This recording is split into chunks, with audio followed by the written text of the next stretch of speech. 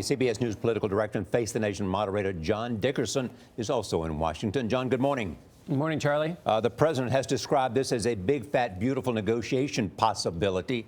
Can he, if he wades into this, get it passed? Well, not in its current form. There's just too many people on the Republican side who are against it. So the president has two key challenges. One, before he can get to the negotiation, he has to do the sales part. And this is a very different kind of sales job for him.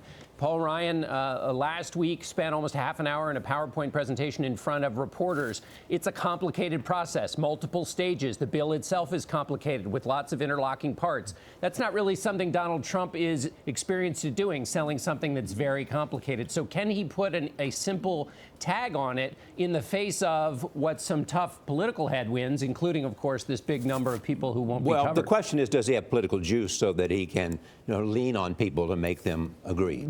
Political juice doesn't do anything for you because all you're doing is muscling people to vote for something, which means you pass a bill on an incredibly shaky foundation. Then if there's something goes wrong with the bill, people who were muscled into it can't really, they're like, they did it not because they loved the bill and loved what was in it, but because they were pressured, which means they defect. John, political muscle isn't enough. He has to sell it. John, it looks like the president and the Republicans' plan is on life support this morning. And was this leak of the tax returns just a convenient way to try and shift the story away from real problems with their bill? Maybe it's hard to shift the story away from a bill that has to keep going through a process. Usually when you're trying to shift a story away, the one you're trying to move away from dies off. But in this case, you've got the president going out and trying to sell it in public. You've got the legislative process going on. The reason the bill is in trouble is the old bump in the rug problem. You fix one, put the bump down in one place and it pops up somewhere else. As they get conservatives by making the bill less like Obamacare, they lose people, Republicans in the middle, who want it to be more generous on things like Medicare. So what can save the bill?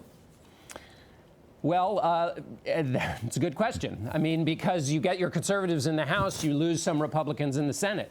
So it's not quite clear yet what saves the bill. Also because, again, it's a multi-stage process. As Nancy mentioned, that future piece of legislation requires 60 votes. Anything you pass now is going to enrage Democrats even more. They're not going to help you pass this second stage piece of legislation. So what, if anything, John, does this health care fight mean in the relationship between Paul Ryan, who you just mentioned, and the president?